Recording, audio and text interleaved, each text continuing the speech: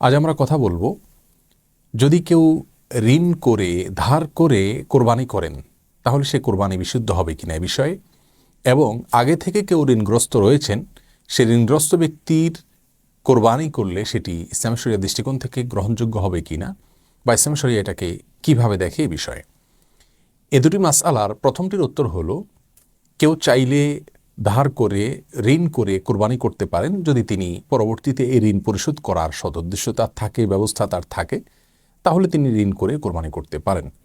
জাগতিক যে কোনো কাজ যেরকম আমরা ঋণ করে লোন করে করতে পারি, রসুল করিম সাল্লাল্লাহু আলাইহি ওয়াসাল্লামের জীবনেও তিনি লোন করেছেন, ঋণ করেছেন, সাহাবা ইকরাম অনেকে লোন করেছেন। অতএব লোন করে ধার করে ঋণ করে তিনি কোরবানি করতে পারেন যে কোনো ভালো কাজ, এমনকি দান সাদেকা হজ উমরা করার জন্য যদি কেউ ঋণ করেন এবং তার ঋণ পরিশোধ করার সদুদ্দেশ্য রয়েছে এবং ব্যবস্থা রয়েছে, তিনি জানেন যে ঋণ তিনি পরবর্তীতে পরিশোধ করতে পারবেন ইনশাআল্লাহ, তাহলে তিনি ঋণ করে ভালো কাজ করতে পারেন। কোরবানিটাও একই রকম। তবে ঋণ করে কোরবানি করা তার জন্য জরুরি নয়, আবশ্যক নয়। কারো যদি কোরবানি করার মতো সামর্থ্য না থাকে তাহলে ঋণ করে ইসলামী শরিয়া তাকে কোরবানি করতে বাধ্য করে না। আর দ্বিতীয় মাসআলার উত্তর হলো, ঋণগ্রস্ত ব্যক্তি যদি কোরবানি না করে ঋণ পরিশোধ করলে তার ঋণ কমে, অর্থাৎ ঋণ পরিশোধ করার বিষয়টিকে তিনি যদি অগ্রাধিকার দেন তাহলে সেটি তার জন্য উত্তম হবে, এ বিষয়ে কারোর কোনো দ্বিমত নেই। আর ঋণ থাকা অবস্থায় যদি তিনি কোরবানি করেন তাহলে সেটি তার জন্য সঠিক হবে কি না, এর উত্তর হলো, ঋণ দুই প্রকার।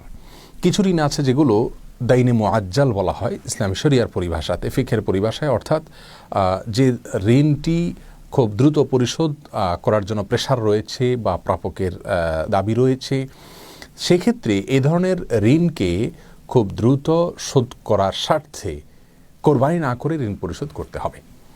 আর যদি দাইনে মুআজ্জাল হয় তাহলে সেক্ষেত্রে সেই ঋণ থাকা অবস্থায় কোরবানি করা যেতে পারে। যেমন একজন ব্যক্তি তার স্ত্রীর কাছে মহারানা আর ঋণ রয়েছে, মহারানার পাওনা রয়েছে। আরও এরকম অনেক সিস্টেমিক্যাল ঋণ থাকতে পারে যে ঋণগুলো তিনি হয়তো ধারাবাহিকভাবে কিস্তিতে শোধ করছেন অথবা নিয়মিত শোধ করে যাচ্ছেন একটি সিস্টেমের মধ্যে, তাহলে সেক্ষেত্রে সেই ঋণ থাকা অবস্থায় তিনি কোরবানি করতে পারেন, কোনো অসুবিধা নেই।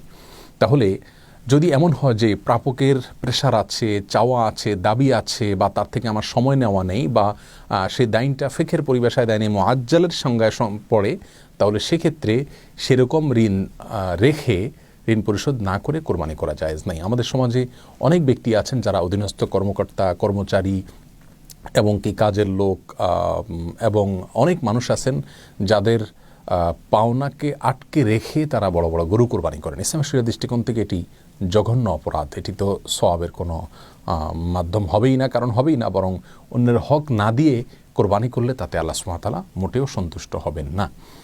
অতএব আমরা এই ধরনের ঋণ থাকলে সেই ঋণগুলোকে পরিশোধ করাকে অগ্রাধিকার দেব কোরবানি করার উপরে।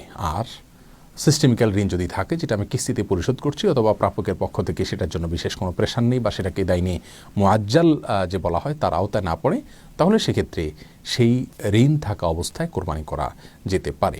আল্লাহ সুবহানাহু ওয়া তাআলা আমাদের সকলকে সঠিক পদ্ধতিতে কোরবানি করার তৌফিক দান করুন।